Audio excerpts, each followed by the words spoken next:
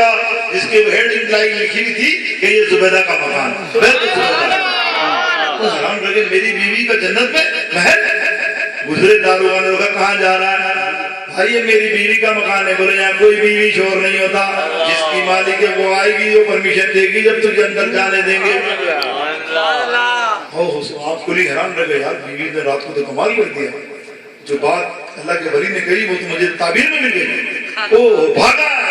سپاہی وہ بولا چلو دریا کے کنارے پہنچ گیا دریا کے کنارے دیکھا بابا وہی لگا پڑا ہے اللہ والا درد مکانات بنا رہا ہے جیسے ہی بادشاہ پہنچا او بھائی بابا جی یہ کیا کر رہے ہو جنت میں مکان بنا رہا ہوں مجھے بھی دے دو کتنے کا دو گے وہ اپنی آدھی سلطنت دے گا میں جنت کا مکان بنا دوں گا آدھی سلطنت اس نے کہا یار 10 ریال میں اس کو دی میری بیوی کو میری آدھی سلطنت تو خربوں اور بابا یہ صحیح نہیں ہے رات کو بیوی کو تم نے 10 درہم میں دیا اور مجھے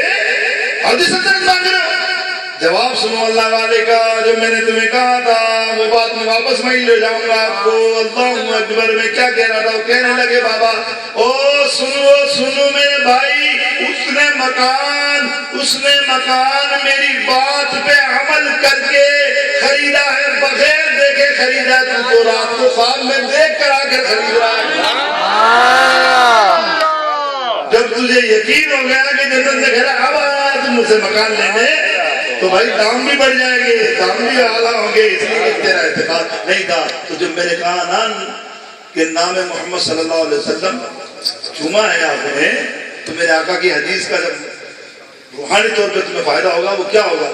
دیکھیں اعلان دے دی گئی سیدنا صدیق اکبر واحد شخصیت ہے جنہوں نے محبت سے انگوٹھے چومے صحابہ نے کہا یا رسول اللہ یہ کیا عمل کیا ہے سرکار مسکرائے ان کے قریب گئے ہاتھ پکڑا ہاتھ اٹھایا امام کبرانی فرماتے ہاتھ اٹھایا صحابہ سے کہا اے خدا کی قسم سنو صحابیوں یہ جو صدیق اکبر نے پیار سے عمل کیا ہے جو میرا صحابی میرا امتی یہ عمل کرے گا کل میں محمد اس کا ہاتھ پکڑ کر اپنے ساتھ جنت میں لے کے جاؤں سبحان اللہ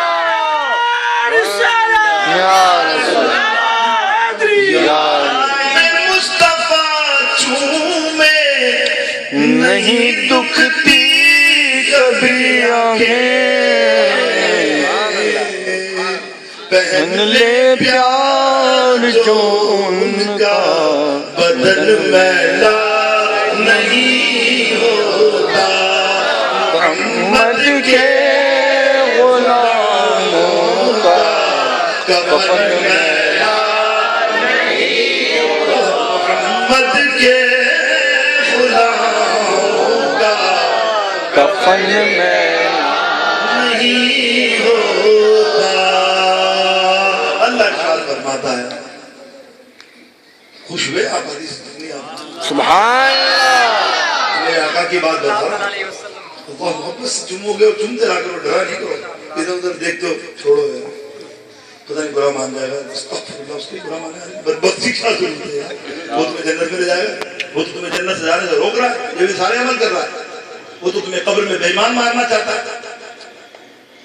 اس کا تو کام ہی یہی ولید بن مغیرہ کی نسلیں چلنی تو ہے نا وہ تو کبھی نہیں چاہے گا تم جنت میں جاؤ تمہارا ایمان سلامت ہے اللہ کا جو صحابہ کا الحمدللہ عمل ہے وہ ہم ادا کرتے ہیں سرکار سے پانی مانگتے تھے نا حضور سے پانی مانگتے تھے نا پانی کے سرکار کے پاس کوئی واٹر بورڈ لگا ہوا تھا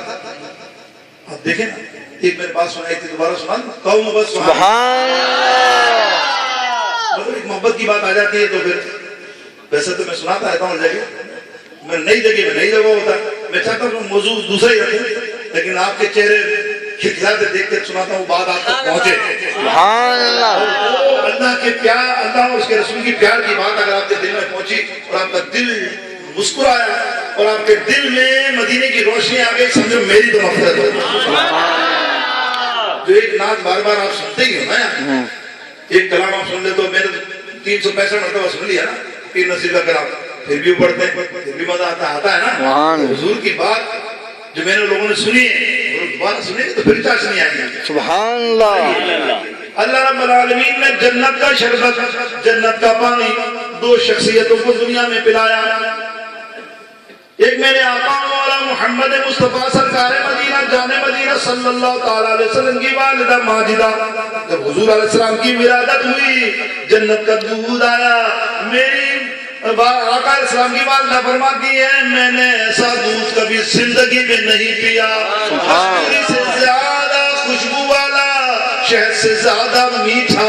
اتنا پیارا پانی میں نے نہیں پیا. اللہ نے فرشتوں کے ذریعے اس لیے بھیجا کہ بی بی آمنہ رضی اللہ تعالیٰ عنہ کو تسلی ہو جائے،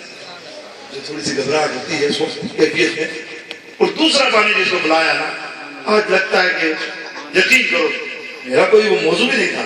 لیکن آج لگتا ہے کہ سیدنا صدیق اکبر کی نظر ہم پر ہے. سبحان اللہ، یہ تیسری حدیث سنا رہا ہوں، سبحان اللہ. مجھے بھی یاد ہے واللہ دو پہلے سنا چکا آپ کو، آپ نے سنی تصدیق دو نے،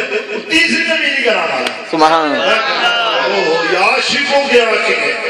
دو ہی، ایک مرید دنیا کا سب سے بڑا مرید سیدنا صدیق اکبر اور سب سے بڑے پیر آقا جہاں. اتنی عظمت والے سیدنا صدیق اکبر، جہاں سیدنا صدیق اکبر کا ذکر ہو خدا کی قسم وہ جگہ رحمت بھری ہو جاتی ہے، سبحان اللہ. وہاں رحمتوں کا نزول شروع ہو جاتا ہے. عاشق کی تو بات ہی ہو رہے اور عاشق ہو سیدنا صدیق اکبر جیسے، یہ تو باقی تو سب پیچھے چھوڑ دیں. اگر ہم کبھی اعلیٰ حضرت کسی کی بات کریں تو یہ تو خاک ہے ان کے قدموں کے سارے. بے شک. صدیق اکبر عشق تو کیا کمال کی بات. اب سنیے مجھے بات بتا رہا ہوں، کون سا سنیے گا جنہیں نم سے نہیں، اس کی سبحان اللہ ڈھیلی نہیں ہونی چاہیے، اس کی سبحان اللہ ڈھیلی نہیں ہونی چاہیے. اور جس نے سنا ہے وہ تو کھڑا ہو کے سبحان اللہ کہے گا. سبحان اللہ. غار ثور، ہجرت حضرت مدینہ، سرکار ہجرت فرما رہے تھے سیدنا صدیق اکبر کے ساتھ، ٹھیک ہے. سرکار علیہ السلام کس کے ساتھ ہجرت فرما رہے تھے؟ صدیق اکبر کے ساتھ.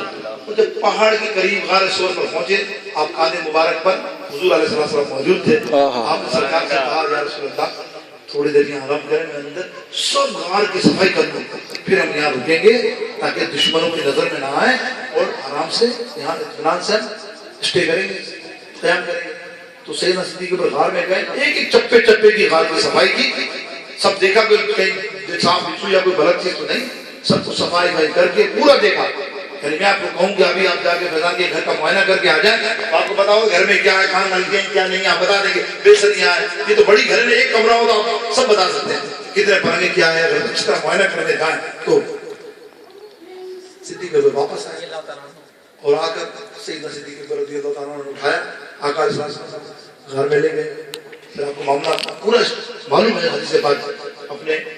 گود مبارک پر سرکار علیہ السلام نے سر مبارک کو رکھا، بیٹھے رہے. 7 سوراخ میں سے 6 سوراخوں میں بند کیا، جس میں آتا کینچی آتا، اپنے کپڑے مبارک سے یا چادر مبارک سے امامہ شریف سے بیٹھ گئے. ایک رہ گیا، آپ نے پیر لگایا، سانپ نے ڈسا. یہ آپ کو معلوم ہے ڈسا نا، آپ نے ڈسا. حضور علیہ السلام دعا میں ذہن دکھایا، میرے آقا کے دعا میں لگانا تھا کہ وہ شفا ہو گیا، وہ آرام سے رہ سکتی. لیکن یاد رکھیے فطرت ہے، بشری تقاضے کے تحت آپ بھی کوئی مچھلی کھا لیں تو مچھلی کا تاثر کیا ہے؟ گرم. تو آپ کو کیا لگتی ہے؟ پیاس لگتی ہے نا بھائی. زیادہ مچھلی کھا لیں تو پیاس بہت لگتی ہے. تو وہ تو زہر کا مادہ جو جسم کا، تو سیدنا صدیق اکبر رضی اللہ تعالیٰ کو شدید پیاس لگی، حلق سوکھ گیا. وہ تو مادہ تو ختم کر دیا سرکار نے نا، وہ تو نہیں ہوا تریاق تو، لیکن وہ جو کیفیت تھی نا پیاس کی وہ شدت ہوئی. حضور علیہ السلام نے آنکھ کھولی، کہا صدیق کیا بات ہے، زبان خشک ہو رہی ہے تیری. یا رسول اللہ میرے آقا، فدا کا امی آبی یا رسول اللہ، میرے آقا مجھے پیاس لگی. سبحان اللہ. اب بتاؤ یار، سوچو عقیدہ رکھنے والوں اور غیر عقیدہ کو بولو کہ سرکار علیہ السلام سگار میں تھے تو حضور کے پاس جگ رکھا ہوا تھا، پتا نا مبارک کو پائپ تھا. صدیق اکبر کو سرکار سے مانگنا چاہیے، رب سے مانگنا چاہیے بجائے کہ اللہ مجھے پانی دے، پیاس لگ رہی ہے. مانگ کے سر یا رسول اللہ مجھے پانی کی پیاس لگ رہی ہے، پانی مل جائے تو، پانی مل جائے تو. دیکھیں کتنا عقیدے کی بات ہے. پتا تھا کہ میرے آقا پانی مہیا کر سکتے ہیں، وہ دے سکتے ہیں، کون دیتا